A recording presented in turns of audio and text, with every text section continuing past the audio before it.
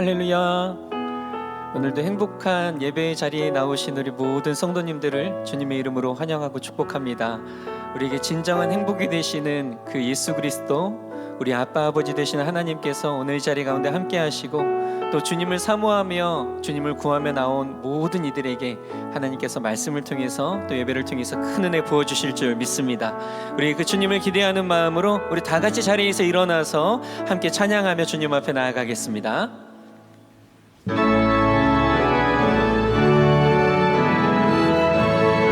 함께 찬양하겠습니다. 성도여, 성도여 다 함께 할렐루야 아멘. 주 찬양하여라 할렐루야 아멘. 주 보좌 앞에서 택하신 은혜를 다 찬송하여라 할렐루야. 우리 주님 앞에 만문을 열어라, 만문을 열어라 할렐루야 아멘. 온 하늘 울려라 할렐루야 아멘. 인도자 되시며 친구가 되신 주, 그 사랑 끝없다 할렐루야. 주님께 주 찬양하여라, 주 찬양하여라 할렐루야 아멘. 찬양은 끝없다 할렐루야 아멘. 거룩한 집에서 주 음성 드리며 늘 찬송 부르자 할렐루야 아멘. 나의 기도하는 것보다, 나의 기도하는 것보다 더욱 응답하시라 하나님. 나의 생각하는 것보다 더욱 이루시는 하나님, 더욱 이루시는 하나님. 우리 가운데 역사하신 능력대로 우리들의 간구함을 넘치도록 능히 하신 주님께 모든 영광과 존귀 찬양과 경배를 돌리지어다.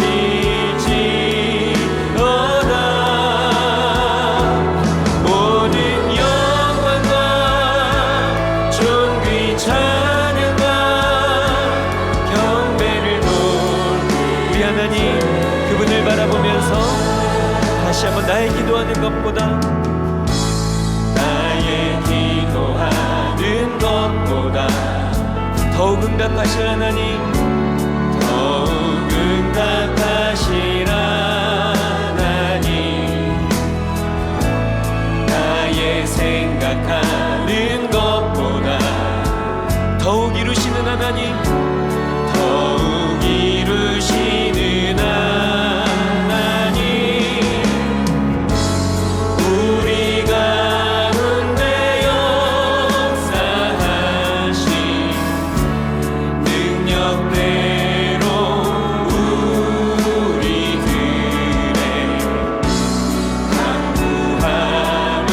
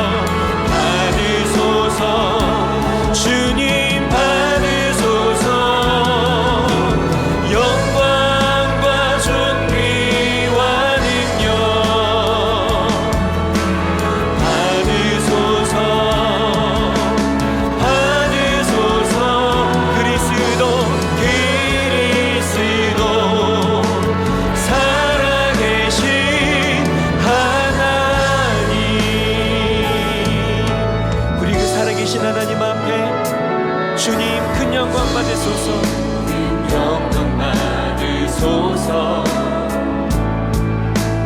홀로 찬양 받으소서.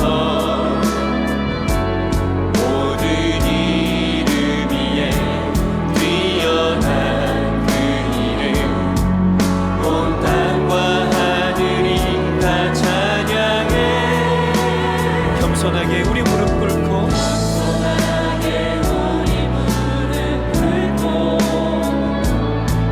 주 이름 앞에 영광 돌리세.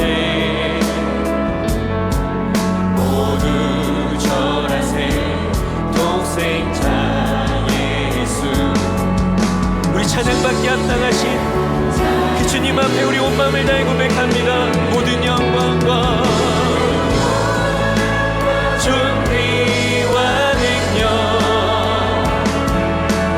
받으소서. 주님 받으소서. 영광과 존귀와 능력 받으소서. 받으소서. 그리스도 우리 하나님만 찬양받기 합당하십니다. 그분 앞에 모든 영광과 존귀와 능력 받으소서. 주님 받으소서. 영광과 존귀와 능력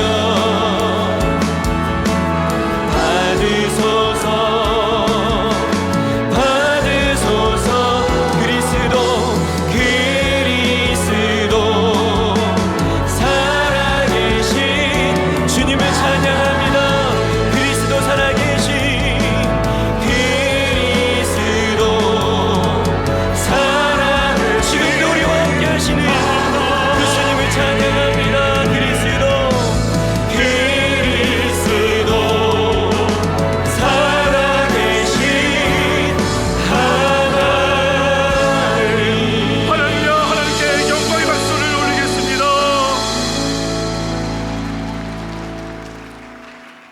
전능하사 천지를 만드신 하나님 아버지를 내가 믿사오며 그 외아들 우리 주 예수 그리스도를 믿사오니 이는 성령으로 잉태하사 동정녀 마리아에게 나시고 본디오 빌라도에게 고난을 받으사 십자가에 못 박혀 죽으시고 장사한 지 사흘 만에 죽은 자 가운데서 다시 살아나시며 하늘에 오르사 전능하신 하나님 우편에 앉아 계시다가 저리로서 산자와 죽은 자를 심판하러 오시리라.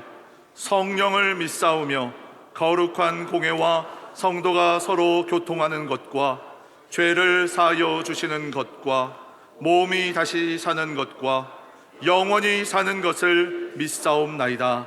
아멘.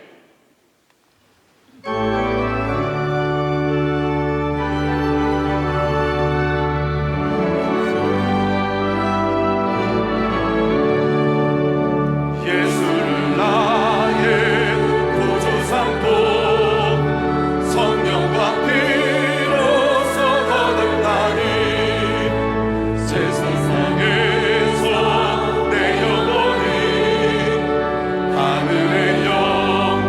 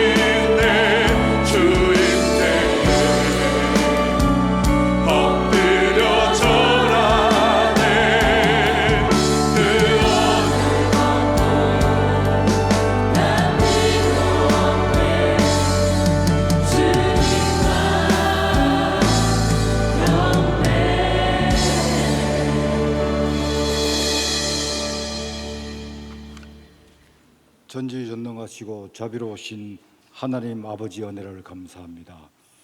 오늘도 주일을 맞아 저희들 한자리에 불러주시고 함께 모여 예배를 드리게 해주심에 감사드리옵나이다. 지난 한 주간도 저희들 세상에 나가 살면서 육체의 소욕과 안목의 정욕, 이생의 자랑함으로 주님의 자녀답게 살지 못했던 모든 죄를 용서하여 주시옵소서. 저희들의 연약함을 긍휼히 여겨 주시옵소서. 아버지, 오직 성령이 너희에게 임하시면 너희가 권능을 받고 예루살렘과 온 유대와 사마리아와 땅끝까지 이르러 내 증인이 되리라는 말씀에 순종하여 파송된 선교 사람들을 위해 기도합니다.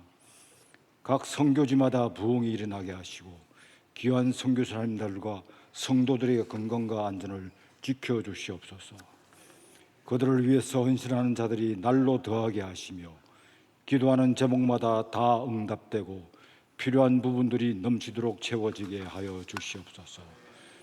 또한 농어촌 미자립 교회를 섬기는 목사님들과 성도들에게도 힘주시고 능력 주셔서 저들이 기도하는 모든 일들이 올 한 해도 풍성한 열매들이 많이 맺혀 주님을 기쁘시게 하는 교회들이 되게 하여 주시옵소서. 아버지, 이 나라와 민족을 붙들어 주시옵소서. 대통령을 비롯한 모든 위정자들이 주님을 경외하게 하시고 다가오는 4월 총선에 요셉과 다니엘 같은 자들이 선출되게 하셔서 하나님이 싫어하시는 악한 법들이 철폐되며 복음으로 남북이 통일되어 세계 선교에 앞장서는 민족이 되게 하여 주시옵소서. 하루속히 억압받는 북한 주민들과 지하교회 성도들의 간구를 들어주셔서 그들도 마음껏 주님께 예배드리는 자유와 환경도 허락하여 주시옵소서. 저희 수용료 교회가 부산 복음화, 민족 복음화, 세계 선교에 쓰임받게 하시며 오늘도 말씀 선포하시는 담임 목사님께 영육간의 강건함과 일사영감의 7배를 다하여 주시옵소서.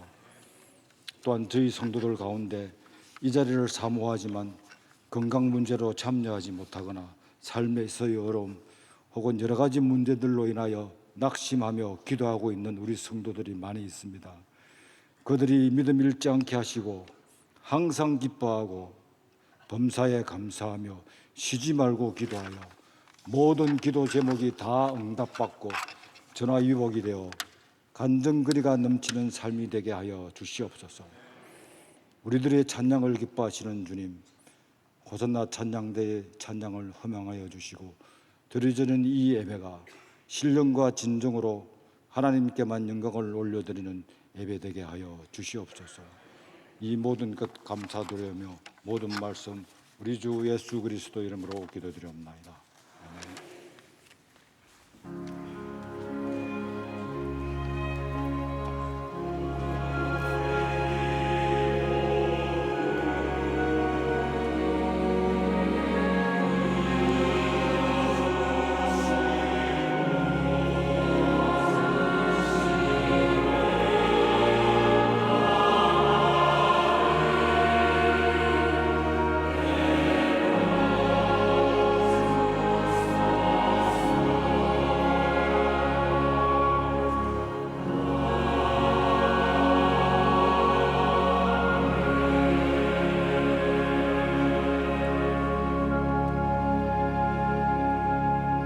오늘 우리에게 주신 하나님의 말씀은 사도행전 2장 22절에서 41절까지의 말씀입니다.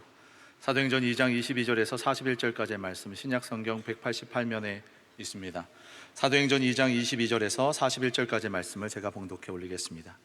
이스라엘 사람들아, 이 말을 들으라. 너희도 아는 바와 같이 하나님께서 나사렛 예수로 큰 권능과 기사와 표적을 너희 가운데서 베푸사 너희 앞에서 그를 증언하셨느니라. 그가 하나님께서 정하신 뜻과 미리 아신 대로 내준 바 되었거늘 너희가 법 없는 자들의 손을 빌려 못 박아 죽였으나 하나님께서 그를 사망의 고통에서 풀어 살리셨으니 이는 그가 사망에 매여 있을 수 없었음이라. 다윗이 그를 가리켜 이르되 내가 항상 내 앞에 계신 줄을 배웠으며 나로 요동하지 않게 하기 위하여 그가 내 우편에 계시도다. 그러므로 내 마음이 기뻐하였고 내 혀도 즐거워하였으며 육체도 희망에 거하리니 이는 내 영혼을 음부에 버리지 아니하며 주의 거룩한 자로 썩음을 당하지 않게 하실 것이미로다.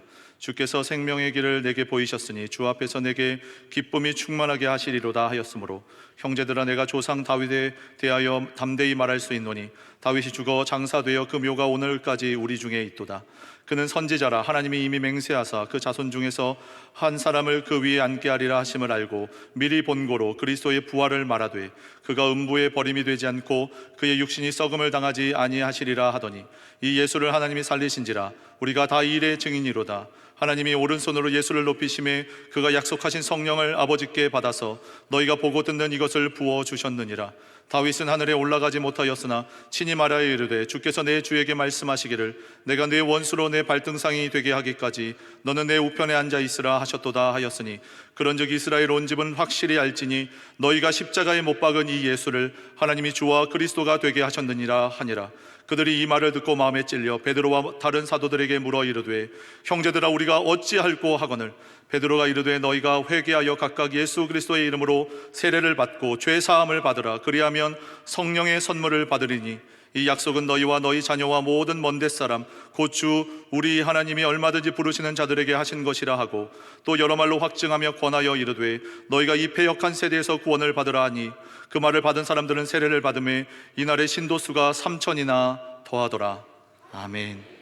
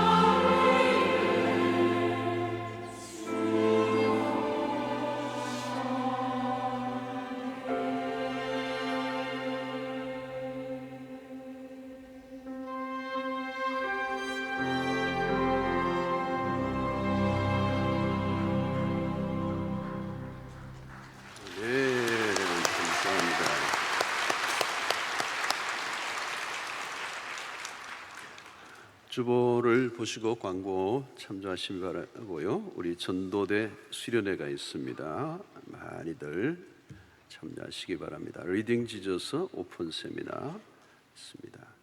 올로 목사님 2주기 추모 예배가 21일 목요일 7시 반에 있습니다. 우리 고난주간 특별 새벽기도 다가오고요. 또 다음 주간에는 교통 통제가 있습니다. 이 요트 경기장 주변에 여러분들이 가급적 차를 가지고 오지 않기를 바랍니다. 오늘 3부의 새로 오신 가족들 소개하겠습니다. 잠시만 일어나시면 저희들이 환영하겠습니다. 오늘 처음 오신 분들 우리 잠시만 일어나시겠습니까? 네. 여러분들이 오셨는데요. 우리 이분들 따뜻한 박수로 환영하겠습니다. 환영합니다. 환영합니다. 감사합니다. 네, 앉아주시기 바라고. 오늘 또 우리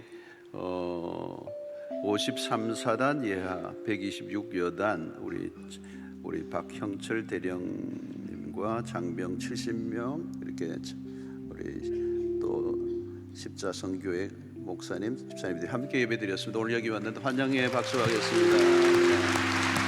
감사합니다. 네, 감사합니다.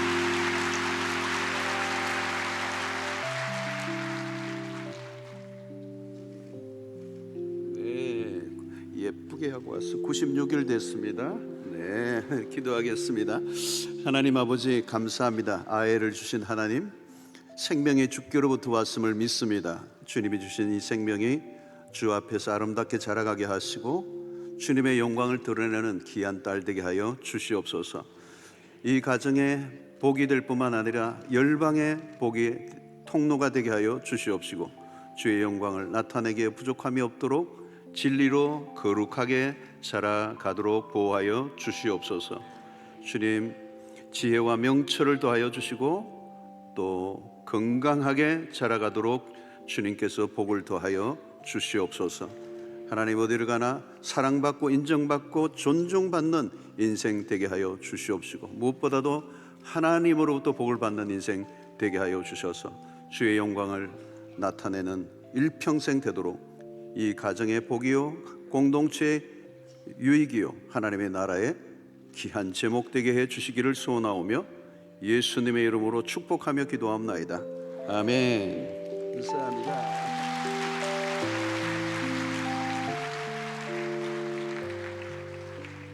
자, 선물도 드립니다. 하나 더 낫죠? 네. 하나 더, 그죠? 예. 아멘을 안 하는 것 같은데. 2부에 했더니 고개를 끄덕끄덕 하더라고요. 예. 자, 우리 앞뒤적으로 인사 나누겠습니다. 오늘 또 주 안에서 행복한 하루 되십시오. 오늘 또 주 안에서 행복한 하루 되십시오. 성도님 얼굴을 보니 힘이 납니다. 네.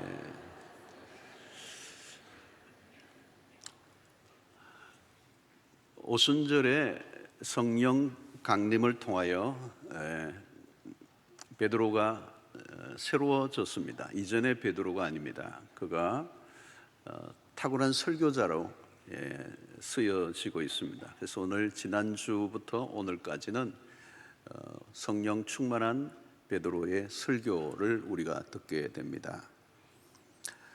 그의 설교의 핵심은 역시 그리스도의 십자가와 부활, 그리고 승천, 그리고 그리스도의 다시 오실 이야기, 그리고 성령의 강림까지 아주 논리정연하게 말씀을 펴나가고 있습니다. 23절, 24절을 보면 그가 하나님께서 정하신 뜻과 미리 아신 대로 내준 바 되었거늘 너희가 법 없는 자들의 손을 빌려 못 박아 죽였으나 하나님께서 그를 사망의 고통에서 풀어 살리셨으니 이는 그가 사망에 매여 있을 수 없음이라. 인간의 손에 의해서 십자가에 매달리신 예수, 그러나 그것이 사람에 의해서 매달려 죽은 것 같지만 그 일은 하나님의 뜻에 의해서 죽어진 것이고 그것은 오래전 선지자의 예언에 의해 그 예언이 이루어진 것이다 라고 말씀을 하고 있습니다. 그러면서 25절부터 32절까지는 예수 그리스도의 부활에 대한 이야기를 쭉 열거하고 있습니다. 예수의 부활 사건이 그의 설교의 아주 정점에 있습니다. 사실 인류의 역사에 예수 그리스도의 죽음과 부활 사건보다 더 큰 사건은 없습니다. 역사의 분수령이죠. 이런 복음은 시간이 흘러도 언제나 복음입니다. 역사를 통틀어 많은 큰 사건들이 역사가들에 의해서 기록되고 있지만 역사가 흐르면 다 그게 하나의 사라져버리는 옛 스토리에 불과합니다. 그러나 예수 그리스도의 십자가 부활의 복음은 사라지는 게 아니라 세월이 흐르면 흐를수록 더 확실한 진리로 복음으로 우리에게 들려지고 있습니다. 그래서 베드로는 자신의 역할을 이제 분명히 이야기하고 있죠. 32절에 보면 이 예수를 하나님이 살리신지라 우리가 다 이 일의 증인이로다 그랬습니다.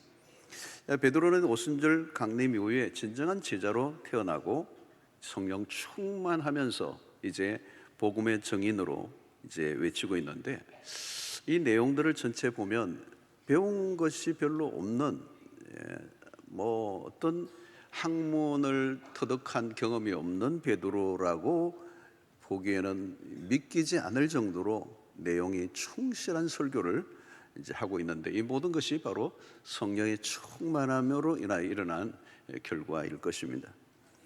자, 베드로의 설교는 이제 듣고 있는 청중들에게 이제 향하고 있죠. 이 설교를 듣는 청중들에게 36절에 보면 그런즉 이스라엘 온 집은 확실히 알지니 너희가 십자가에 못 박은 이 예수를 하나님이 주와 그리스도가 되게 하셨느니라 하니라 그랬어요. 여기에 매우 중요한 것은 너희가 십자가에 못 박은 이 예수라고 그랬습니다. 베드로는 굉장히 담대합니다. 지금 이전에 굉장히 급쟁이 베드로가 아니에요. 그리고 우회적으로 표현하지 않고 지금 설교를 듣고 있는 청중들을 향하여 당신들이 예수를 죽였습니다. 이렇게 얘기하고 있는 거죠. 여러분, 예수님을 십자가에 못 박으라고 소리친 군중들, 바로 여기에 지금 듣고 있는 이 사람들입니다. 당시의 종교 지도자들이 선동을 했고 무지한 군중들은 빌라도를 향하여 예수를 십자가에 못 박으라고 소리를 쳤습니다. 그래서 베드로는 지금 그 얘기하는 거죠. 당신들이 예수를 죽였습니다. 굉장히 담대하죠. 그리고 베드로의 설교는 굉장히 투박합니다. 너희들이 죽인 예수를 하나님이 다시 살려놓으셨다. 이 말씀을 듣고 있는 사람들의 마음을 이제 뒤집어 놓는, 당신들이 예수를 죽였다.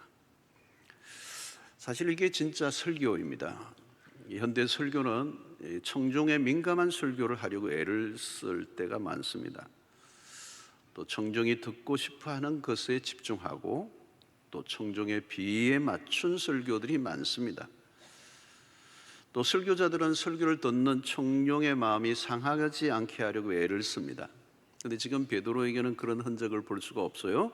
그의 설교는 날이 서 있습니다. 단도직입적으로 백성들의 죄를 지적하는데 당신들이 예수를 죽였습니다.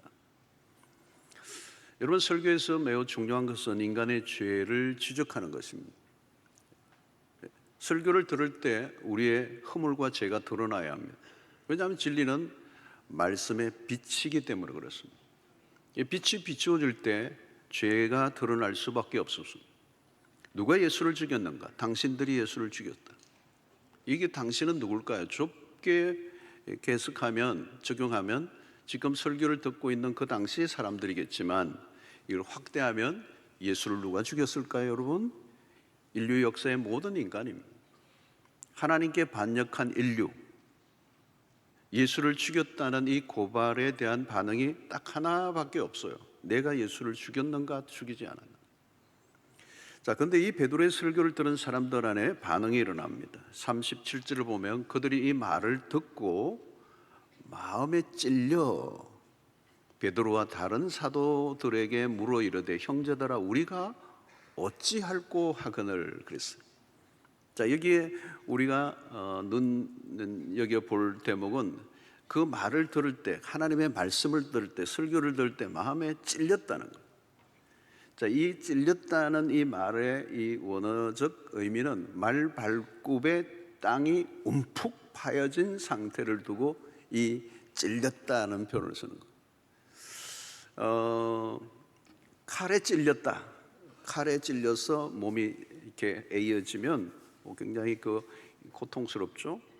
그런 상태, 마음에 이 말씀을 때 마음에 칼자국이 난 것과 같아요.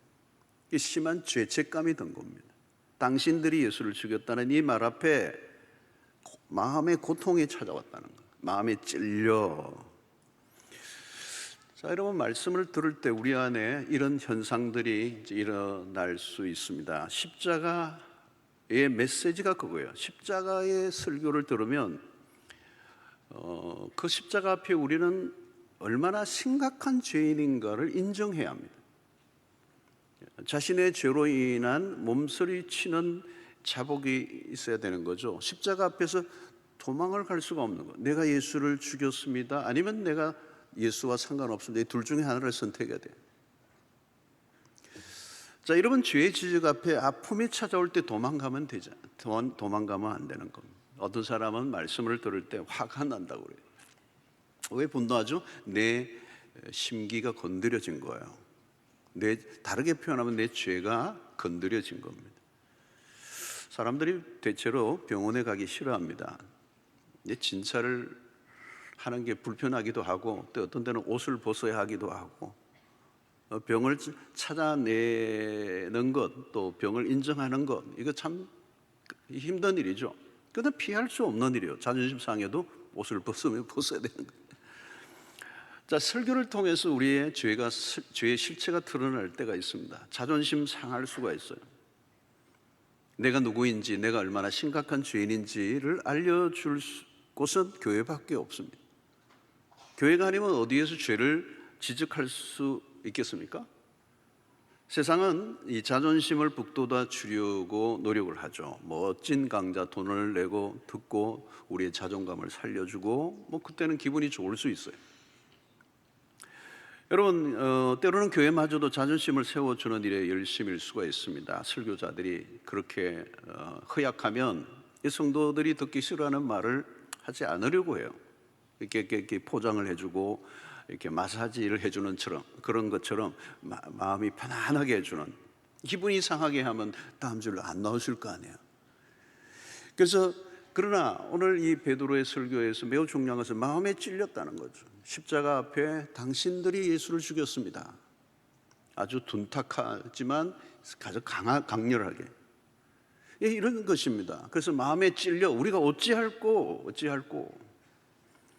여러분, 우리가 십자가의 설교 또 이 복음의 얘기를 들으면 우리 안에 탄식이 나와야 되는 거죠. 찔렸다는 겁니다. 환부가 건드려진 거죠. 그러나 그 건드려지는 것은 불가피한 것이죠. 고통을 느껴야 치료가 되고 회복이 되니까. 여러분, 하나님의 말씀의 기능을 히브리서 4장 12절로 13절에 잘 얘기하고 있죠. 하나님의 말씀은 살아있고, 그러니까 여러분, 이 말씀은 그냥 문자가 아닙니다. 주고 있는 문자가 아니고, 이 말씀은 수천 년 전에 기록된 말씀이지만 이 말씀은 살아있고, 이 성령의 영감으로 기록되어 있고, 또 읽을 때 성령의 영감이 있고, 또 상황에 따라 성령께서 다르게 우리 가운데 말씀이 다양하게 적용되고, 오늘도 사람이 굉장히 많이 있지만 이 한 구절의 말씀이 각자의 삶에 다양하게 적용되게 하는 것도 다 성령이 하시는 거예요. 그러니까 이 하나님의 말씀은 살아있고 그냥 살아있는 말씀이 아니고 활력이 있다는 거. 그리고 좌우에 날선 어떤 검보다도 예리하여 혼과 영과 및 관절과 골수를 찔러 쪼개기까지. 여기 혼, 영, 관절, 골수, 이건 다 무슨 표현이냐면 깊은 곳입니다. 깊은 곳까지 찔러 쪼개기까지 하며, 또 마음의 생각과 뜻을 판단하나니 지으신 것이 하나도 그 앞에 나타나지 않음이 없고, 다 드러낸다는, 우리의 결산 받으실 이의 눈앞에 만물이 벌거벗은 것 같이 드러나느니라 그랬어요. 그러니까 하나님의 말씀이 굉장히 깊이 들어가는 거예요. 그러면 우리 안에서 뭐가 나요? 우리의 죄가 노출되니까 우리 입에서 뭐예요? 신음소리가 나오는 거, 탄식이 나는 거. 어찌하지? 어떻게 해야 되나? 이런 병원에 요즘 가면 첨단 기기들이 있어서 아주 작은 이런 것도 다 찾아내요. 그러니까 말씀의 빛이 깊숙한 곳까지 드러내면서 우리의 죄를 드러낼 때 그때 고통을 느낀다는 거예요. 탄식이 나오는 거예요. 그래서 여러분, 이 설교자들이 굉장히 중요한데 오늘날 현대 설교자들이 너무 조심스러워하는 경향이 있습니다. 그래서 하나님의 말씀을 있는 그대로 전하지 않는 거죠. 왜? 청중들로부터 미움을 받을까 봐 두려워지는 거죠. 하나님의 말씀만 거부하는 게 아니라 설교자 자신이 거부를 받을까 봐 두려워하는 것입니다. 그러나 그것은 설교자의 바른 태도가 아니죠. 그런 경향 때문에 오늘날 십자가 설교가 희귀해졌습니다. 십자가 설교를 잘 하지 않습니다. 복음이 그러니까 희석이 되고 물탄 복음을 전하게 되는 거예요. 그냥 원색적인 복음을 전해야 되는데 그것을 두리뭉실하게 이렇게 전달을 하는 거죠. 자, 성도들을 고객으로 여기고 마케팅 방식을 도입하는 순간 십자가 설교는 어려워지는 거예요. 청중들의 입맛에 맞는 설교를 하려는 유혹에 시달리게 되는, 그러면 결국은 강단은 위기에 처하게 되는 것입니다.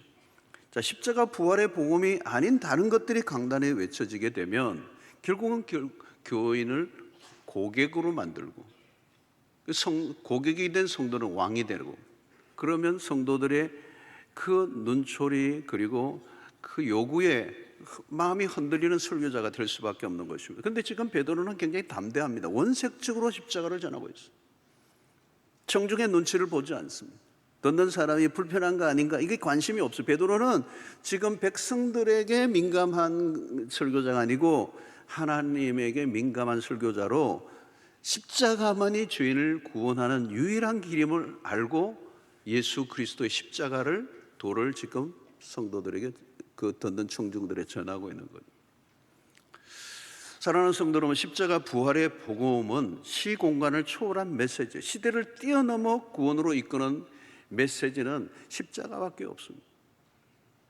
마음을 편안하게 하는 것, 두려움을 제거하는 것, 염려로부터 자유롭게 하는 것, 이런 유의 설교는 십자가와 거리가 먼, 십자가마저도 이용하는 이런 설교는 위험하다는 거예요.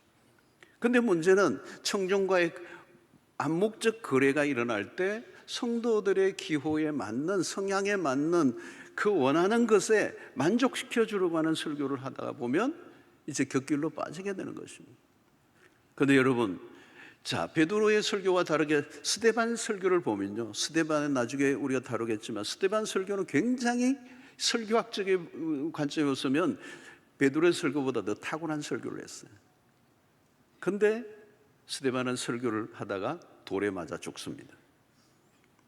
그러니까 설교자와 설교를 듣는 청중 사이에 긴장감이 있는 거죠. 처음에는 느긋한 마음으로 설교를 듣지만 죄에 대한 설교가 깊이 들어가면 어떻게 해요? 분노할 수도 있는 거죠. 여러분, 사람들이 가늠하다 붙잡힌 여인을 예수님에게로 데리고 왔습니다. 그들이 모두 돌을 들고 있어요. 왜? 가늠한 여인을 향하여 율법에 의해서 돌을 던지려고. 그런데 주님은 청중들을 향하여 죄 없는 자는 돌로 치라. 다 뿔뿔이 흩어졌어요. 돌을 들고 치려고 한 자신들이 죄인이라고 하는 사실을 그들은 전혀 인식하지 못했습니다. 다윗은 충신의 아내 밧세바와의 관계를 맺고 큰 죄를 지었습니다. 완전 범죄. 세월이 흐르고 어느 날 나단 선지자가 찾아옵니다. 나단 선지자는 다윗에게 설교를 시작하죠. 이야기 속에 너무도 악한 인간이 등장해요. 그는 죽어 마땅한 죄인인데 사실은 나단의 그 설교는 다윗을 향해 있기 때문에 그 설교를 듣는 유일한 청중은 다윗이에요. 그러면 그 이야기의 주인공은 자기 자신이어야 한다는 것을 이렇게 반응해야 하는데도 불구하고 다윗은 전혀 인식하지 못해요. 그래서 이 설교가 처음에는 3인칭으로 시작했다가 나중에 알아듣지 못하니까 1인칭으로 바꿉니다. 바로 당신이 그 사람이라고. 누가 죄인이냐? 바로 당신이 죄인이라고. 십자가를 왜 예수께서 지셨는가? 여러분, 교회를 아무리 오래 다녀도 1인칭으로 넘어가지 못하면 신앙의 세계는 시작이 되지 않아요. 예수 그리스도가 왜 죽으셨는가? 바로 내가 죄인입니다. 예수의 십자가가 나와 무슨 상관이 있습니까? 나는 예수의 십자가와 상관없다고 하면 우리는 그리스도인이 될 수가 없습니다. 나는 죄인입니다. 내가 예수를 죽였습니다. 예수는 나 때문에 죽으셨습니다. 내 죄 때문에 죽으셨습니다. 2000년 전에 죽으셨던 예수 그리스도의 그 십자가 사건이 오늘 나의 십자가가 되기 위해서는 내가 예수 그리스도가 십자가에 죽으실 만큼 심각한 죄인이라고 하는 사실을 인정해야 사는 것입니다. 여러분, 예수를 누가 죽였습니까? 베드로는 지금 청중들에게 겨냥하고 있는 거죠. 그때 사도들에게 와서 물었습니다. 우리가 어찌할꼬? 라고 하는 깊은 탄식이에요. 그 탄식은 자신의 실체가 드러났을 때 찾아온 절망감이에요. 복음을 들었는데 그냥 시큰둥하게 반응할 수가 없다는 거예요. 십자가 앞에 우리가 어찌할꼬? 이 말씀 앞에 마땅한 반응을 하지 않으면 큰일 날 것 같은 느낌이 몰려온 거예요. 탄식이 터진 거죠. 진리 앞에 온전한 반응을, 지금 이 말씀 앞에 내가 반응하지 않으면 죽을 것 같은 두려움이 몰려오는 거죠. 여러분, 말씀을 들을 때 이런 반응이 일어나야 되는 거예요. 이것이 말씀의 능력이고, 이 말씀은 우리의 잠들어 있는, 병들어 있는 영혼을 깨우는 것입니다. 그래서 베드로의 설교를 듣고 있는 순간 갑자기 내가 예수를 죽였습니다라고 하는 이 마음이 몰려오는 거예요. 사랑하는 성도 여러분, 우리가 사실은 설교를 듣는, 설교를 하는 설교자도 굉장히 위험한 일을 해요. 잘못하면 돌 맞으니까. 그런데 설교를 듣는 일도 역시 위험한 거예요. 여러분, 그러니까 심판의 메시지를 선포할 때도 선지자들이 죽임을 많이 당했어요. 예언자들은 그 시대 속에 인기 있는 설교자들이 아니었어요. 미움을 받을 때가 훨씬 더 많았어요. 구약의 예언자들은 백성들에게 아첨을 하지 않았어요. 백성들의 길을 즐겁게 하는 것과 거리가 멀었어요. 심판을 얘기해서 하나님의 편에서 백성들에게 선포하는 얘기들, 그러니까 외로웠던 거죠. 그러나 선지자들은 백성들이 듣든 듣지 않든 하나님의 말씀을 있는 그대로 선포했습니다. 성령이 임하시니까 그 입술을 스스로 주장할 수가 없었어요. 성령이 말하게 하심을 따라 설교를 하고 있는 거죠, 베드로가 지금. 자, 오늘 또 우리가 말씀을 듣는 가운데도 마찬가지. 말씀을 듣고 있는데 갑자기 그 말씀의 칼이, 날카로운 칼이 내 영혼을 향해 다가오는 거죠. 지난 주간에 지었던 죄가 막 생각이 나오는 거예요. 죄가 들킬 때의 그 기분은 좋지 않잖아요. 갑자기 강제로 내 온몸이, 옷이 강제로 벗겨진 것 같은 느낌. 그러니까 설교자는 강단에 참 모험적이에요. 고민이 있는 거, 어디까지 다룰 건가. 좀 더 깊이 들어가면, 말씀이 좀 더 깊이 들어가면, 이게 건드려야 되니까, 상당히 심각한 부분들이 건드려져야 되니까. 제가 십계명 설교를 오래전에 이게 했습니다. 몇 년 전에 했는데 십계명 설교를 한 30몇 주였어요. 근데 그때 간음하지 말라를 3주 연속했는데요. 그때 분위기가 별로 안 좋았어요. 내가 이거 들으러 왔나? 왜 십계명을 30몇 주를 하는 게 쉽지가 않았어요. 여러분, 그 도둑질 하지 말라는 이 계명 하나 가지고 깊이 들어가면요, 우리 다 도둑놈이 되는 거예요. 간음하지 말라? 여러분, 이게 자유로운 사람이 있어요, 여러분? 예수님이 그랬잖아요. 음욕을 품는 여자를 보고 음욕만 품어도 간음했다는 거예요. 음욕 품지 않은 사람이 있어요, 여러분. 깊이 들어가면 힘든 거죠. 그래서 말씀을 어디까지 다루어야 되느냐, 어디까지 죄를 들추어야 하느냐는 거죠. 수위를 조정하는, 청중과 줄다리기를 하는 거예요. 그리고 주일날은요, 우리 뭐 믿음이 아주 좋은 분들도 많지만 주일은 가정의 평화를 위해서 억지로 나오신 분도 계셔요.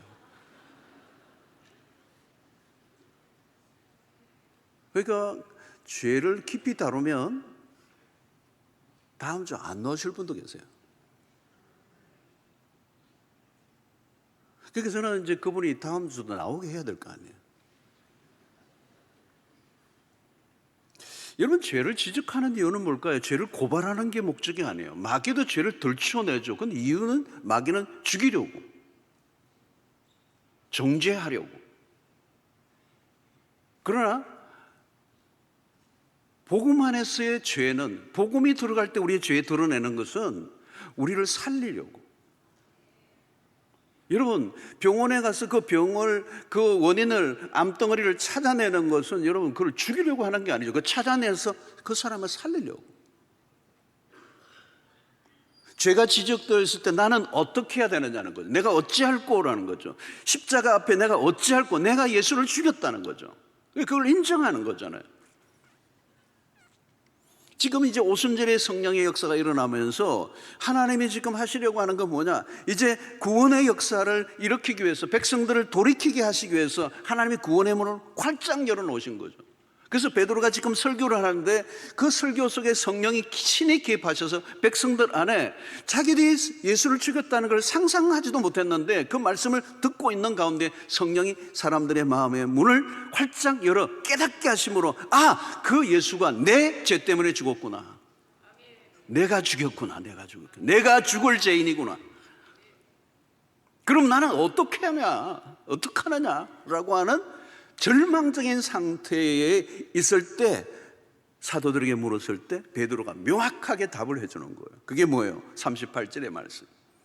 베드로가 이르되 너희가 회개하여 각각 예수 그리스도의 이름으로 세례를 받고 죄 사함을 받으라. 그리하면 성령의 선물을 받을 것이다. 여기 각각 회개하여 그래요. 각각 회개해요. 1대1이에요. 하나님과 1대1의 관계. 어느 교회 다니느냐가 중요한 게 아니라 하나님과 나와의 관계 속에 분명히 죄로부터 돌이키는 역사. 회개하여. 그래서 이러면 예수님도 세례요한도 회개하라, 돌이키라, 근본적인 변화를 추구하라. 자신의 죄를 인정하고 자신의 죄에 대해서 아파하고 자신의 삶의 구체적인 돌이키는 행동이 있어야 그게 회개라는 것이죠. 그런데 이 회개는 우리가 할 수 있는 게 아니에요. 성령이 하시는 거예요. 여러분, 내가 죄에 대해서 아파할 수 있는 게 아니에요. 여러분, 인간은 스스로 죄를 그렇게 고백하지도 않아요. 인정하지도 않아요. 오직 하게 하시는 것은 성령이 하시는 것이죠. 지금 오순절에 성령이 오시니까 죄를 깨닫게 하시고 인식하게 하시고 우리가 어찌할꼬 할 때 이 말은 뭘까요? 하나님이 지금 성령을 통하여 우리에게 찾아오셔서 우리 가운데 회개하게 하셔서 하나님의 백성으로 돌아오게 하시는 모든 일이 지금 시작이 되었다고 말씀하는 거죠. 여러분, 이것이 은혜인 줄로 믿습니다. 제가 깨달아지는 거 은혜예요, 여러분. 제가 슬퍼지는 게 그게 은혜입니다. 여러분, 우리가 윤리 강연을 듣고 뭐 철학 강연을 듣고 인문학 강연을 들으면요, 우리의 마음을 굉장히 포장시켜 주는 건 할지 모르지만 우리의 죄를 인정하게 하고 하나님 앞에 돌이키게 하는 것은 성령이 하시는 거예요. 근본적인 돌이킴을 하게.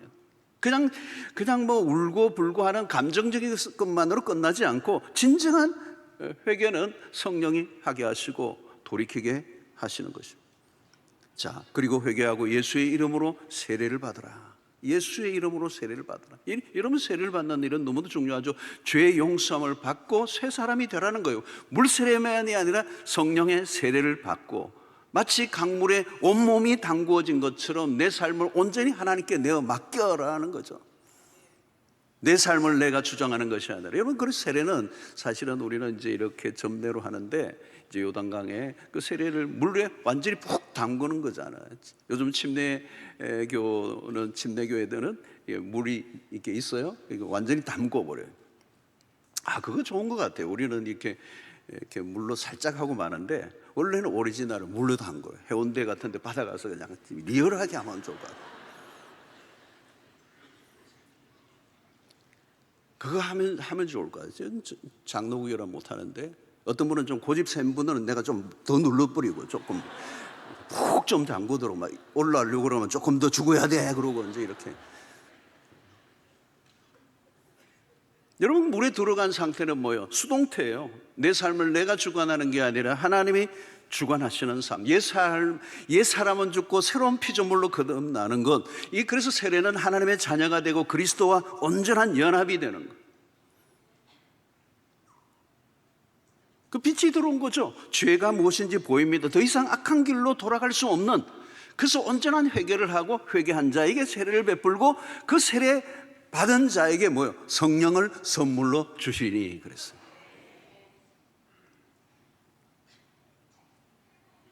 최고의 선물이죠. 성령을 선물로 받으리니. 그 성령은 우리를 온전히 변화시키는 역사가 일어나는 것입니다.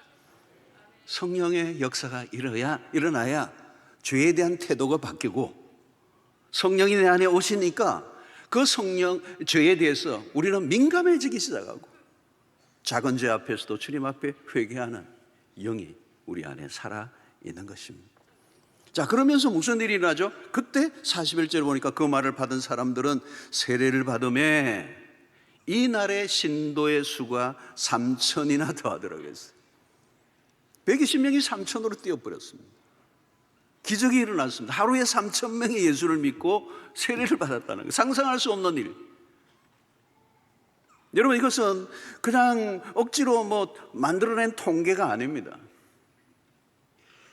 베드로의 설교가 탁월해서 3,000이나 교회 등록했다는 얘기도 안 해요. 성령이 새 시대를 열었다는 것입니다. 말씀 앞에 어찌할꼬 반항했던 사람들이 예수의 복음 앞에 항복하고 변화된, 진짜 회개한 사람이 3,000명이에요. 거대한 바람이 불어닥쳤어요. 누구도 저항할 수 없는 일이 일어났습니다. 여러분, 복음서에서 오병이어로 5,000명이 그 떡을 먹는 기적이 일어났죠. 오병이어로 5,000명. 그러나 여러분, 거기에 모였던 5,000명은 그 떡 먹고 사라졌어요. 아무 일도 없었어요. 진짜 떡은 뭐예요? 생명의 떡, 예수를 먹어야 됩니다.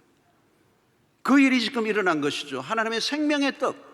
그러니까 예수님이 디베랴 이 베세다에서 이 오병이어의 기적을 일으킬 때 이 떡을 먹는 거는 그냥 죽지만 내가 주는 떡, 그것은 바로 예수 그리스도 자신을 먹을 때 그것이 생명의 떡이요, 영원히 사는 떡이요. 그것이 그 떡은 결국은 하나님의 말씀이란 말이죠. 그래서 너희가 말씀을 돌이 떡이 되게 하라는 마귀의 시험 앞에 예수님의 말씀 뭐예요? 사람이 떡으로만 사는 게 아니고 하나님의 말씀으로, 입에서 나오는 말씀으로 살 것이니라. 그래서 지금 베드로의 설교 말씀을 통하여 3,000명이 살아나는 역사가 일어나는 거예요. 베드로가 말씀을 전할 때 회개하고 주께로 돌아온 사람들이 말씀의 떡을 먹은 거죠. 지금은 회개하고 예수를 믿은 사람이 3,000. 아마 베드로도 놀랐을 거예요. 도무지 상상하지 못하던 일이 일어났습니다. 초대형 태풍이 일어난 것과 마찬가지. 3,000이나 더하더라. 여러분, 이것은 그냥 종교적 귀의를 한 사람, 기독교의 세력화를 말하는 게 아니에요. 하나님을 반역하며 살아가던 인간이 하나님에게로 진정으로 회개하고 돌아오는 구원의 역사가 시작되었음을 알려주는 신호탄이 3,000명이 하루에 주께로 돌아온 역사예요. 여러분, 이게 부흥이죠. 그동안 유대 종교는 생명이 없었어요. 어두운 가운데 있었고 오랫동안 유대 종교는 암울한 역사 속에 있었는데 이제 예수 그리스도가 승천하시고 성령이 임하시고 베드로가 하나님의 성령에 감동되어 말씀을 전할 때 생명의 역사가 일어나 하루에 3,000명. 그런데 여러분, 3,000명으로 멈추지 않아서 2장 47절을 보면 주께서 구원받는 사람들을 날마다 더하게 하시니라 그랬어요. 여러분, 이게 매우 중요한 단어예요. 주께서 구원받는 사람들. 구원. 여러분, 교회에 사람이 많이 모였다 중요하지 않아요. 구원받은 사람이 몇 사람이냐는 거예요. 구원을 받아야 돼. 교회에서 무슨 직분을 받느냐, 그게 중요한 게 아니고 구원을 받아야 돼. 주께서 구원받는 사람을 날마다 더하게 하시느라. 지금 3,000명? 교회 출석한 3,000명이 아니에요. 회개하고 예수를 믿은 사람이 3,000명이랍니다. 여러분, 복음이 귀중한 이유는 구원을 얻게 하는 능력이 있기 때문이에요. 사도행전 전반부 우리는 구원의 바람이 불어오기 시작하는 걸 보는 것입니다. 새로운 역사가 일어나고 누구든지 주의 이름을 부르면 구원을 받는다는 이 거대한 파장, 그래서 예루살렘과 온 유대와 사마리아와 땅끝까지 흘러가는 이 복음의 거대한 물결이 이제 치기 시작한 것입니다. 그것이 3,000명으로 나타났어요. 그래서 사도행전 4장 4절을 보면 또 달라요. 말씀을 들은 사람 중에 믿는 자가 많으니 남자의 수가 약 5천이나 되었더라. 그러면 3천 더하기 5천 왜요? 8천이에요. 6장 7절을 보면 하나님의 말씀이 점점 왕성하여 예루살렘에 있는 제자의 수가 더 심히 많아지고, 이 말은 숫자 이제 카운트 안 해요. 너무 많은 거예요. 허다한 제사장의 무리도 이 도에 복종하니라 그랬어요. 이건 뭘 얘기하는 겁니까? 아무도 막을 수 없는 바람이 분 거예요. 하나님이 하시는 일이에요. 그런데 이게 우연히 일어난 일일까요? 하나님의 예언에 의해서. 아브라함에게 하신 예언을 한번 볼까요? 창세기 15장 5절, 그를 이끌고 밖으로 나가 이르시되, 아직 언약의 자손 이삭도 낳지 않은 때인데 하나님이 약속하신 예언이에요. 하늘을 우러러 몇 무뼈를 셀 수 있나 보라. 여러분, 지금 우리 대한민국의 하늘하고 달라요. 완전히 별들로 꽉 차 있는 그 하늘을 바라보게 하시는 것. 무뼈를 셀 수 있나 보라. 셀 수 없어요. 또 그에게 이르시되 내 자손이 이와 같으리라. 지금 3천, 5천 허다한 무리들이 죽기로 돌아. 그 예언의 성취. 사랑하는 성도 여러분, 성령의 역사로 인해 대대적인 구원의 역사가 일어난 것이죠. 구원의 문이 활짝 열리고 성령의 임하심으로 멸망 아래 있던 인간들이 주께로 돌아오는 일들이 지금 그냥 우후죽순처럼 일어난 것입니다. 사랑하는 성도 여러분, 오늘 가장 중요한 것은 구원의 역사가 일어나는 것입니다. 교회가 해야 될 일이 많이 있지만 구원의 역사예요. 구원의 역사. 교회가 세상을 위해서 착한 일도 많이 해야 되고 하지만 구원의 역사가 일어나야 돼요. 마가복음 8장 36절을 보면 사람이 만일 온 천하를 얻고도 자기 목숨을 잃으면 무엇이 유익하리요? 여러분, 이 땅에 오신 예수의 그리스도 오신 목적은 우리를 구원하시기 위해서.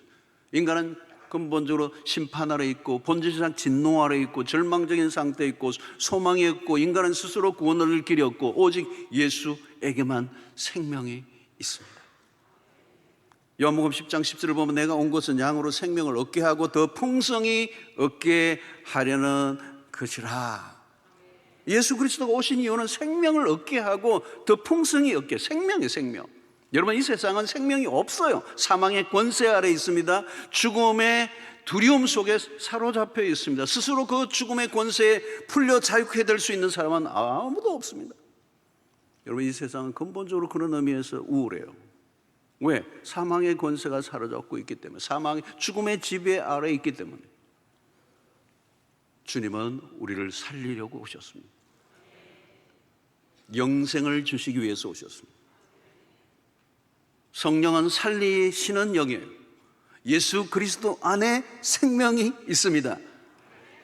오순절 성령이 신약의 교회를 탄생하게 했습니다. 그래서 신약의 교회는 구원의 공동체, 생명의 공동체, 사망의 줄에 매인 자들을 풀어 자유하게 하는 일을 위하여 교회를 세우셨어요. 여러분, 교회가 역사 속에 늘 바른 길로 걸어가지는 않았어요. 역사 속에 교회가 오류를 범한 때도 있어요. 교회는 연약한 사람들이 모여 있어요. 완전하지는 않아요. 그럼에도 불구하고 교회를 세우시고 교회를 통하여 하시는 하나님의 역사는 뭐냐? 구원의 역사를 이루어 온 것입니다. 다른 건 몰라도 이걸 포기할 수 없는 거죠. 여러분, 한 개인의 그리스도인도 마찬가지. 내가 어떻게 하나님의 말씀대로 온전히 살아 전도할 수가 있겠어요, 여러분? 우리의 선행으로도 복음을 전해야 되지만, 우리의 말로 내가 부족하지만, 내가 온전히 하나님의 말씀대로 살지 못하지만, 그럼에도 불구하고 내가 받은 이 복음, 이 구원의 복음을 통하여 내가 구원을 얻었다면 이 구원의 복음을 누구인가 전해야 되는 일.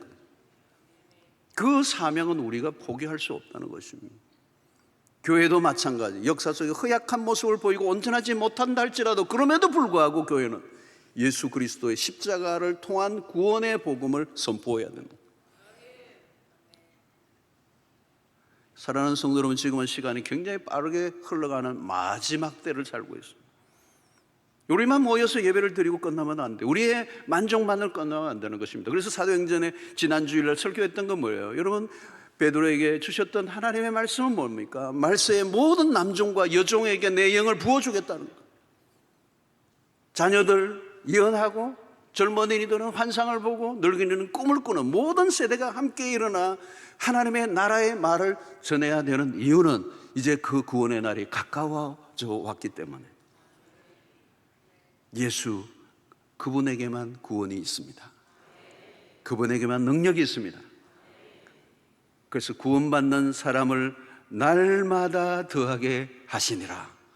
이 역사가 오늘 또 여전히 일어나고 있습니다. 고린도후서 6장 2절을 보면 이르시되 내가 은혜 베풀 때에 너에게 듣고 구원의 날에 너를 도왔다 하셨으니 보라 지금은 은혜 받을 만한 때요 보라 지금은 구원의 날이로다. 그랬어요. 사랑하는 성도 여러분, 이 구원이 오늘 우리에게 주어졌음을 감사하고 또 이 구원의 복음을, 이 예수의 복음을 우리 이웃들에게 증거하는 여러분들 되시기를 주의 이름으로 축원합니다. 하나님 오늘 또 우리에게 주신 말씀으로 인하여 다시 한번 우리 자신이 복음 앞에 견고히 서게 하시고 그 구원의 복음을 증거하며 살게 하여 주셔서 이 마지막 때에 교회를 세우시고 우리를 부르신 그 이유를 알고 순종하며 살아가는 저희들 되게 하여 주시옵소서. 예수님의 이름으로 기도하옵나이다. 아멘.